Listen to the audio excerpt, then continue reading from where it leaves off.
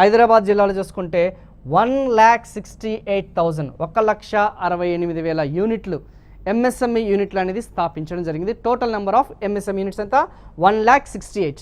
At the same time next one మీరు క్లోజ్గా focus చేస్తే రంగారెడ్డి జిల్లా 26 నెంబర్ చూడండి. రంగారెడ్డి జిల్లా ఏదైతుందో 1,09,000 ఎన్ని ఉన్నాయి, 1,09,000 వచ్చేసి మనకి రంగారెడ్డి జిల్లాలో స్థాపించడం జరిగింది. సో థర్డ్ వన్ వచ్చేసి మనకి మేడ్చల్ మల్కాజ్గిరి అంటే హైదరాబాద్ అవుట్స్కట్స్, హైదరాబాద్ ఏదైతే పరిసర ప్రాంతాల్లో అత్యధికంగా పరిశ్రమ అనేది స్థాపించడం జరిగింది.